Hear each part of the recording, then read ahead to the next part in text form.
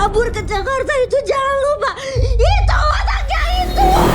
Mungkin sebagian besar dari kalian akan berpikir bahwa film ini jelek gitu kan, atau ada malah yang gak tertarik buat nonton film ini karena mungkin gara-gara lihat trailernya, atau mungkin dengar omongan-omongan orang udah nonton film ini dan ngerasa film ini jelek, mungkin seperti itu. Tapi masalahnya di hari pertama film itu laris manis, dan gua tahu kenapa film ini bisa laris manis pada saat hari pertama penayangan. Karena kenapa? Karena film ini berhasil memberikan ke penonton apa yang mereka mau. Apa itu?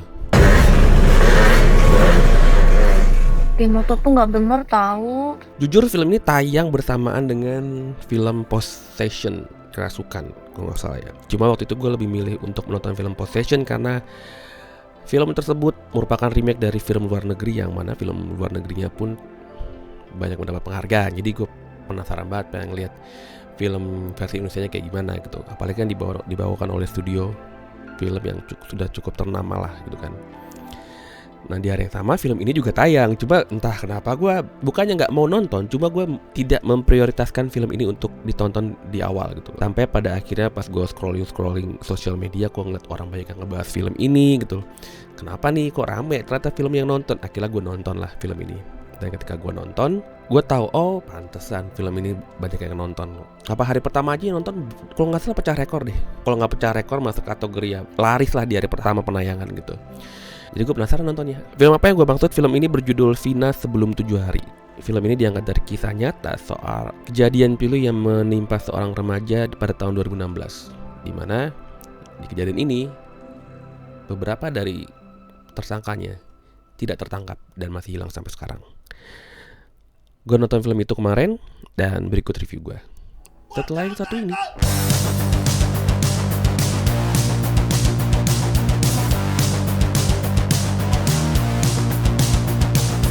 Secara cerita, jujur film ini ceritanya amat sangat sederhana sekali. Sebenarnya kalau misalkan kita cabut gitu, kita tarik semua adegan fiksionalnya, film ini bercerita tentang soal momen-momen ketika Vina mengalami penyiksaan dan ketika dia dimakamkan, dan terus dia merasuki salah satu temannya untuk menceritakan apa yang sebenarnya terjadi, lalu penangkapan tersangka. Sebenarnya ceritanya sesederhana itu gitu loh.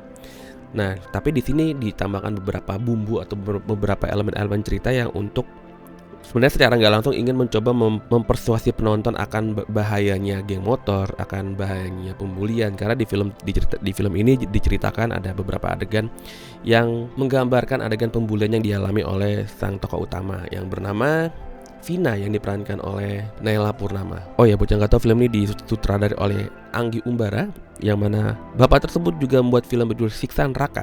Oh ya, film ini alurnya tuh nggak linear, dia alurnya maju mundur. Jadi kalau secara runtutan rentan waktu yang penting dari film ini ada rentan waktu ketika si Vina wafat sampai ke penangkapan para tersangka. Cuma di luar rentan waktu ada banyak sekali adegan-adegan pendukung cerita soal pembulian si Vina dibully, atau latar belakang kenapa Vina akhirnya bisa wafat gitu, karena dia melakukan beberapa tindakan yang membuat seseorang malu gitu.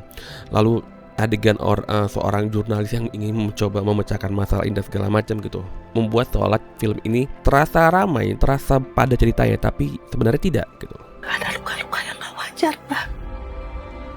Tangannya Vina itu patah, tulangnya keluar. Dari segi cerita jelas sekali film ini lemah gitu loh, karena seperti yang gue bilang di awal, kalau semua efek elemen-elemen pendukung pada film ini dicabut, dilepaskan, sebenarnya cerita film ini sangat singkat sekali gitu bang.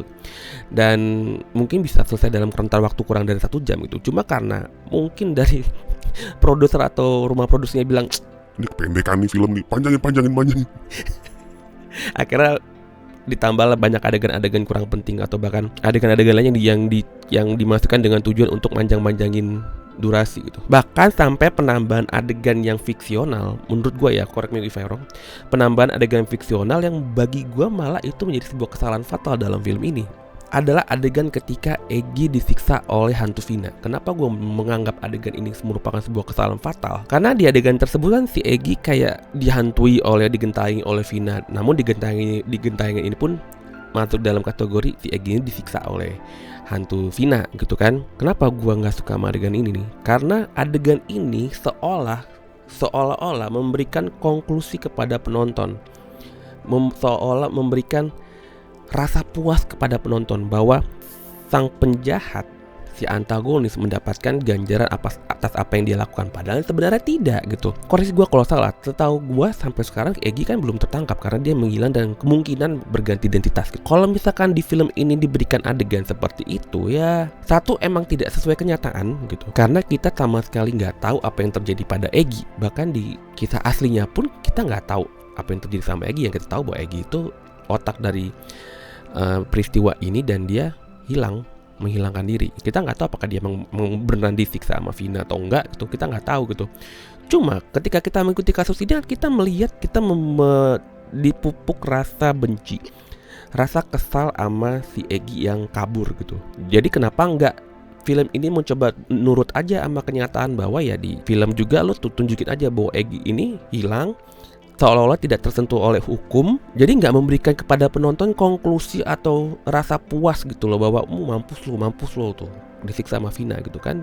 Kalau saja adegan itu tidak ada gitu, adegan Egy disiksa oleh Vina tidak ada, atau diganti dengan adegan Egy yang tidak tersentuh hukum, karena kan dikatanya anak polisi kan gitu, pakai adegan Egy yang kabur terus dia kayak cengar-cengir karena bisa berhasil melarikan diri, lalu dia mungkin dibantu sama beberapa orang gitu untuk mengganti identitas gitu, sehingga memberikan emosi kepada penonton untuk membenci si Egy dan kayak semi propaganda kepada penonton untuk membangkitkan semangat atau niat para netizen Intel Indonesia tuh untuk mencari di mana keberadaan Egy sekarang gitu. Mencari tahu siapa Egy dan sekarang dia tuh ada di mana gitu ya. Mungkin aja bisa pada akhirnya ngebantu untuk mencari jalan gue untuk kasus ini. Gue nggak tahu apakah sekarang kasus ini sudah masuk dalam kategori kasus yang ditutup atau tidak. Gue nggak tahu ya. Karena setahu seingat gue, kalaupun kasus ini ditutup, kasus ini masih bisa dibuka kembali sampai rentan waktu 15 tahun ya. Gue lupa. Ada rentan waktu ketika sebuah kasus itu berjalan, kalau tidak ada penyelesaiannya dari kasus tersebut gitu. Itu kasus itu masih dapat dibuka sampai beberapa tahun, entah 15 tahun atau 20 tahun atau berapa tahun gitu. Namun setelah itu kasus akan ditutup dan dianggap selesai. Lalu kita kembali ke perkataan gue di awal film ini. Kalau gue dari tadi bilang bahwa film ini ceritanya lemah, bahkan ada adegan penyiksaan Egy yang sangat bagi gue merupakan kesalahan fatal dari film ini. Lalu apa yang membuat film ini bisa membludak? Apa yang bikin film ini bisa banyak penontonnya? Seperti yang gue bilang di awal, film ini berhasil memberikan apa yang penonton inginkan, berhasil memberikan apa yang kita mau lihat, apa yang selama ini kita sebagai netizen yang mengikuti kasus ini, yang mau kita lihat tuh dari kasus ini apa? Ya visualisasi penyiksaan Vina. Film ini memberikan adegan penyiksaan Vina secara gamblang kepada penonton. Gini, karena selama ini kita kan hanya mendengar rekamannya gitu. Seperti yang sempat viral rekaman soal si Linda temannya Vina yang dirasuki oleh Vina, dan sepanjang si Linda dirasuki oleh si Vina itu diciptakanlah bagaimana runtutan kejadiannya kayak gimana gitu.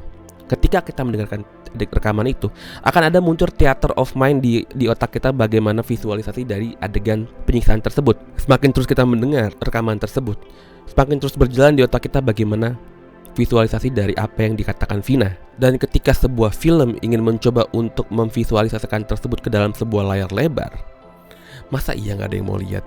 Masa iya gak ada yang penasaran?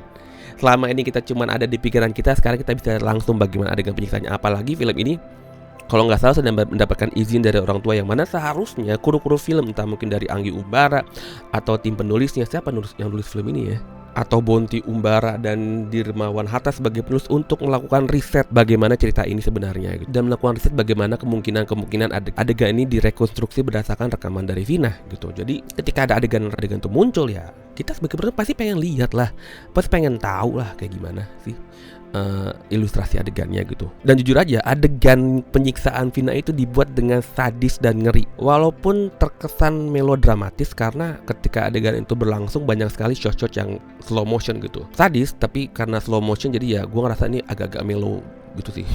Melodrama sadistis kali. Gue asal bikin istilah aja ya. Tapi jujur, ketika gue menonton adegan penyiksaan tersebut, gue akui itu mengerikan. Gue merasa kayak penonton-penonton lain yang menonton film ini juga merasa bahwa adegan tersebut mengerikan. Apa yang selama ini kita bayangkan di pikiran kita ketika mendengar rekaman tersebut, dan ketika kita melihatnya langsung ya kita semakin merasa ngeri. Karena waktu rekaman ini beredar aja, gue denger ya gue ngeri sih gitu. Ngelihat semua yang dituturkan oleh almarhum Vina yang merasuki Linda itu, gue ngerasa ngeri. Dan ketika gue melihat adegannya ya adegannya mengerikan. Dan berkat adegan tersebut rasa empati penonton terbentuk dan terbawa hingga sampai ke akhir film. Ngeri sih adegannya, ngeri. Dan gak disensor sama sekali. Dan itu adegannya itu sadis, brutal. Namun setelah itu bagaimana? Ya udah, sisanya ya cuman rentetan adegan-adegan yang dibuat dengan tujuan untuk memenuhi ekspektasi standar durasi film bioskop gitu. Karena ya itu yang gue bilang tadi, banyak sekali adegan-adegan fiksional yang dibuat tanpa memberikan konteks dan tujuan yang jelas menurut gue ya. Untuk segi teknis, jujur gue nonton film ini gak terlalu memperhatikan teknisnya sih. Maksudnya gue nggak memberikan ekspektasi terhadap teknis pembuatan film ini, karena emang sebenarnya fokus dari film ini adalah ceritanya kan. Namun kalau misalkan gue harus menilai dari segi teknis, film ini nggak ada masalah gitu loh. Film ini dibuat dengan baik, dibuat dengan proper, penggunaan kamera, penggunaan sound itu dibuat dengan sangat baik. Bahkan ada beberapa adegan yang dibuat dengan penambahan beberapa sound effect dengan tujuan untuk meningkatkan rasa dramatis atau memberikan ketegasan pada adegan tersebut gitu. Khususnya pada adegan-adegan ketika balok dipukul, terus ada adegan orang ditonjok gitu, atau adegan kepala orang ditimpa sama batu gitu. Itu penambahan sound itu bertujuan untuk mendramatisir adegan dan rasa ngeri dari adegan tersebut. Gue paham sih gitu. Walaupun di beberapa adegan banyak penggunaan CGI yang masih terlihat sekali kasarnya gitu. Untuk mereka yang jeli pasti akan kelihatan bahwa itu CGI gitu. Cuma untuk orang yang nggak terlalu memperhatikan detail ya itu fine aja, karena emang tujuan dari CGI itu apalagi CGI anggur merah yang keluar dari wajah manusia itu hanya untuk pelengkap aja sih. Jadi itu walaupun nggak terlalu halus ya kita nggak mempermasalahkannya sih. So overall bagaimana? Jujur gue merasa film ini dibuat hanya tujuan untuk eksploitasi kasus ini aja sih. Gue setuju sama beberapa orang-orang lain yang berpendapat bahwa kenapa film ini dibuat dalam bentuk horor gitu loh. Kenapa nggak dibuat dalam bentuk mungkin semi dokumenter gitu, atau drama misteri atau drama thriller gitu kan. Kenapa dibuat dalam format horor gitu. Dan gue merasa tujuan lain dari pembuatan film ini hanya untuk memberikan rasa puas kepada penonton gitu loh. Seperti yang gue bilang tadi, bahwa film ini dibuat untuk tujuan memberikan visualisasi adegan penyiksaan Vina aja gitu, sama memberikan kepuasan kepada penonton soal nasib Egy yang akhirnya mendapatkan ganjaran dengan disiksa oleh hantu Vina. Yang mana gue sangat tidak suka sekali adegan tersebut, karena mencoba memberikan penonton sedikit rasa puas gitu. Lo keluar nonton puas gitu, karena lo udah ngeliat Egy disiksa gitu. Kenyataannya enggak. Egy masih di luar sana, bebas, tidak tersentuh hukum. Coba saja adegan tersebut nggak ada, atau adegan tersebut diubah dengan Egy yang tidak tersentuh hukum, dia bisa berhasil kabur, cengar-cengir, happy gitu. Sementara ada korban yang belum mendapatkan keadilan, pasti penonton akan keluar dari bioskop dengan perasaan yang berbeda, dengan perasaan bahwa ada yang mengganjal dalam diri mereka ketika selesai menonton film ini. Ada yang mereka nggak puas. Mereka sangat bersimpati oleh Vina dan mereka ingin sekali mendapatkan atau membantu Vina mendapatkan keadilan yang seutuhnya. Cuma kalau dengan adegan tersebut kayak gini ya, gue nggak merasakan feeling seperti itu sih. Dan ingat bahwa sebenarnya film itu nggak cuma sekedar sebuah karya seni saja. Film bisa dijadikan untuk media propaganda.